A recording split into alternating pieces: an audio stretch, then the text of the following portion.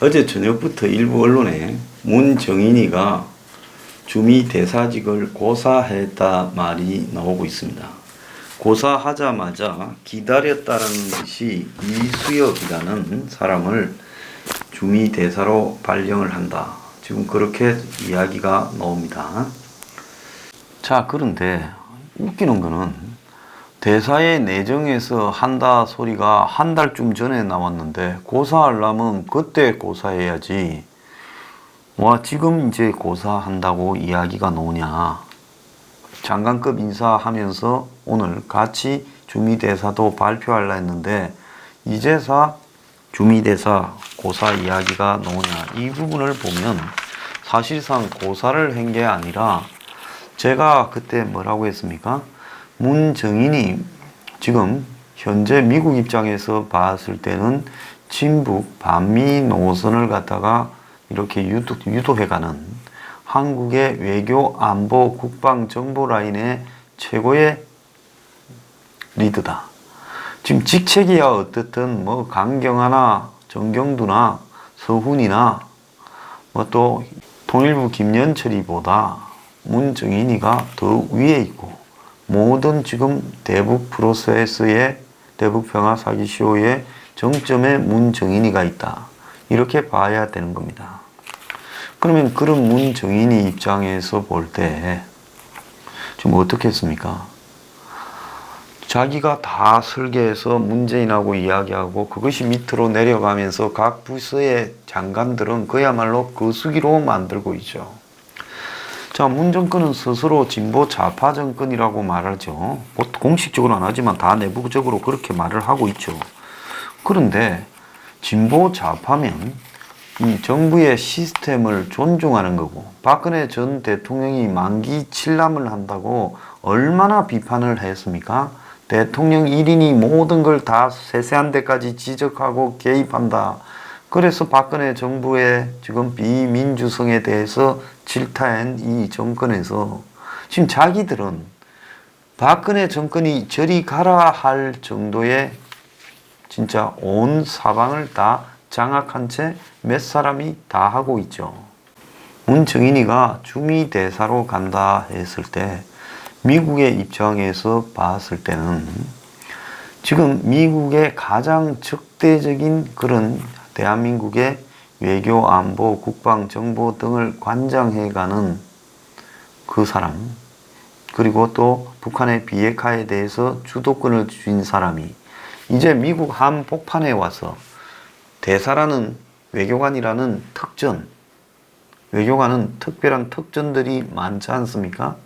그 특전을 누린 채 워싱턴 DC에 앉아서 조직과 자금, 정보 인맥을 가지고 미국을 대한다 했을 때 미국이 이게 감당을 할 수 있는 선이냐. 그래서 제가 이 사람에 대해서 아그레망에 대해 문제가 나올 수 있다. 지난 주말에도 모여서 이 부분에 대해 깊숙하게 이야기하고 있다. 이런 말을 하지 않았습니까? 그래서 제가 추정컨대, 자, 말은 이렇게 할 수밖에 없습니다. 사실은 추정컨대 이상의 이야기지만은 말을 그래 해야지 뭐 다 할 수는 없지 않습니까? 미국 측이 사인을 보내서 한마디로 만약에 끝까지 너네들이 그렇게 하면 매우 very hard time이 될 수 있다. 그야말로 어려운 시간을 보내게 될 거다라고 미국이 압박을 했습니다. 한번 임명해봐라. 아그레망이 될지 안 될지도 모른다라고. 만약에 지금 한국이 주미대사를 미국에서 아그레망을 거부해서 오지 마라 이랬다면 그때부터는 어떻게 되겠습니까? 난리가 나지요. 자, 그래서 한국 정권이 시침이 뚝 떼고 문정인이를 던졌습니다. 사실 문정인이가 시킬 수만 있다면 문재인이 무슨 청와대 안보실장을 안 시켰겠습니까? 또 더 나아가서 무슨 국정원장을 안 시켰습니까? 통일부 장관을 안 시키겠습니까? 외교장관을 안 시키겠어요? 그런데 여기에는 분명히 청문회를 통과할 수 없는 치명적인 문제들이 있을 수 있어요. 여러 사안 중에. 그러니까 문정인이를 어쩔 수 없이 안보실장도 못 시키고 청문회 안 하는데도 어쨌든 고위직 공무원이기 때문에 문제가 되죠. 그래서 특보라고 공무원이 아닌 마치 그냥 자문 역할을 하는 수준의 자리밖에 줄 수 없었고, 이제 제대로 된 자리를 대사니까, 대사를 가지고 미국 대사니까 그걸 가지고 누가 딜을 캐겠냐 어쩌냐 이래서 아마 대사직을 줄라 했을 건데 한국에 있지도 않으니까 그것도 지금 미국의 겁으로 되지 않았다는 겁니다. 자, 그래서요, 한국 정부는 이제 미국이 물밑으로 안 된다, 바꿔라 이야기를 했을 것이고, 그걸 갖다가 한국 정권이 있는 대로 이야기를 할 수 있습니까? 절대 못하지요. 그러니까 어떻게 말을 하겠습니까? 자, 지금 문정인이 부분에 대해 자신이 고사를 했다. 그래서 이수역으로 교체하려 그런다. 이렇게 지금 말을 하는 겁니다. 애초 청와대가 몇 달 전부터 조윤재 후임으로 주미대사를 이렇게 검증을 해왔고, 문정인이가 검증 과정에서 별 문제가 없었다고 한겨레 같은 신문은 이야기를 하고 있습니다. 그런데 문정인이가 고사를 함에 따라 다른 사람을 찾았다. 이 자체가 매우 웃기는 이야기죠. 상식이 있는 사람이면 이 주미 대사를 문정인이를 보내는 것은 그야말로 너무 좀 웃었다. 한국에 뭐 반일 특별대책위원장을 민주당에서 맡고 있으면서 일본 올림픽도 보이콧하자 이런 발언을 연이어 하는 사람을 일본 대사로 보냈을 때 일본이 나타낼 반응과 비슷하다, 이렇게 봐야 되지 않겠습니까? 자, 그래서 지금 미국에서 여러 가지 불편한 주장들이 한국에 지금 전해지고, 그래서 문정인이가 스스로 그만둔 모양새로 정리하는 방식으로 끝났다. 문정인은 조선일보와 통화해서 주미대사직을 제안받았지만은 고사를 했다. 그럼 당신 왜 고사했냐니까 고사한 이후에 대해서는 말하지를 않았다는 겁니다. 만약에 그럼에도 불구하고 문정인이를 끝까지 밀어붙이고 미국이 문을 인정 안 해주면 우리가 문제가 될 거다 압박을 하고 때를 써서 보냈다 칩시다. 그럴 때 미국이 하는 방법은 그 사람 주변에 미국의 여러 가지 문제를 조사해서 엉뚱한 데서 문제가 터질 수가 있는 겁니다. 그렇기 때문에 문정인으로서는 고사했다는 행식으로 안 간 게 제가 볼 때 대형 사고를 막는 그나마 다행일 것이다. 저는 그렇게 보고 있습니다. 애초에 이 카드를 냈을 때 제가 생각했던 거는 이 문정권이 이제 큰일 났구나.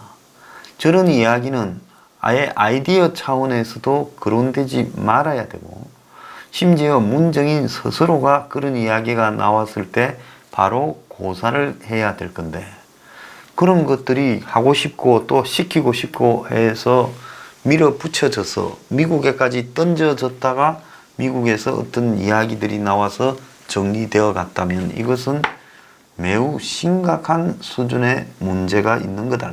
정권의 통치적인 기술에 있었어요.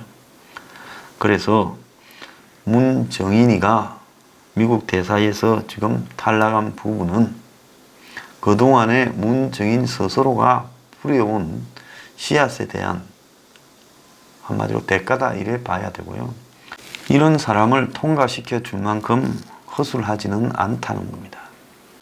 자, 조국이 지금 자랑스러운 1위를 하나 했습니다. 옛날에 우병우를 최악의 서울대 동문이라고 조롱을 했다. 그런데 이번에는 그 자리에 조국이 1위가 됐습니다. 뭔 콘테스트냐. 그야말로 서울대 재학생들이 2019년 상반기 부끄러운 동문 투표에서 조국이 지금 압도적인 숫자로 1위를 달리고 있다 합니다. 자, 7일 이 저녁 현재 서울대 이 커뮤니티인 서울대 광장 게시판에 지금 2,116명이 참석한 상반기 부끄러운 동문 이렇게 후보자가 14명이 있는데, 자, 그래서 여기에 지금 3명까지 복수로 이제 투표를 할 수 있는데, 투표 기간이 한 달입니다. 그런데 조국이 압도적으로 1위를 달리고 있어서 1,805표.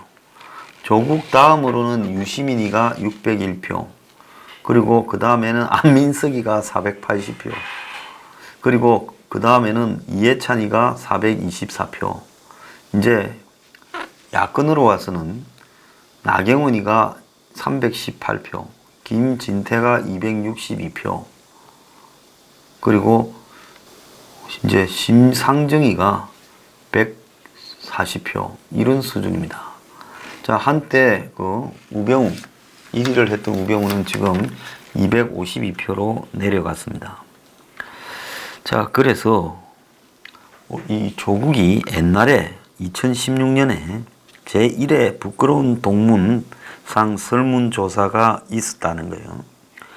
그때는 현 야권이 여권이었으니까 박근혜 정부 때 현 야권에 있던 사람들이 휩쓸었는데, 우병우가 95%로 1위고 김진태가 2위고 조윤선이 3위를 했다고 합니다. 그래서 이번에는 이 1개월간 2,333명이 참석했는데 이제 24시간도 지나지 않아 그 숫자를 넘었었다는 거예요.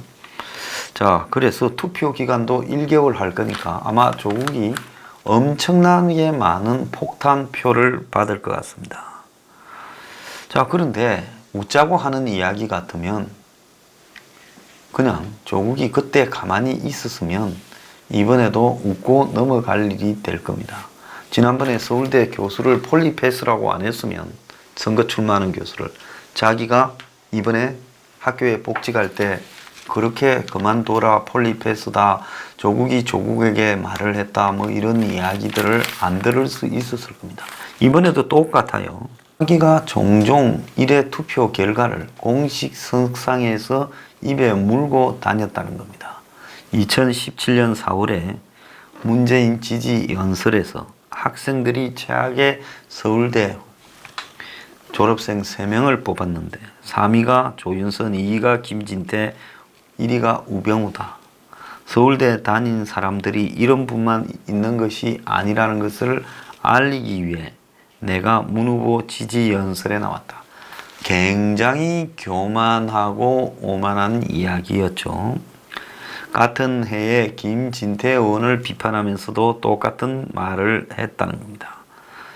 자, 그래서 이 사람이 선거에 출마한 교수를 갖다가 폴리패스라고 하고 그만두라 하면서 자기는 그것보다 더한 직책을 하고 있으면서도 또 학교로 잠깐 적을 옮겼다가 금방 오늘 또 법무장관이 되면서도 사표를 내지 않았습니다.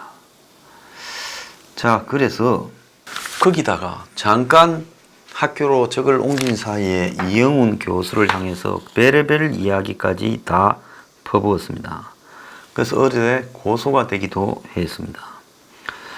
자, 그래서 조국이 참 부끄러운 동문 자리를 매우 오래 유지할 것 같다. 아마 조국이 제가 봤을 때는 앞으로 한 3년간은 이 부끄러운 동문상 1위를 거의 압도적으로 할 거라고 보고 있습니다.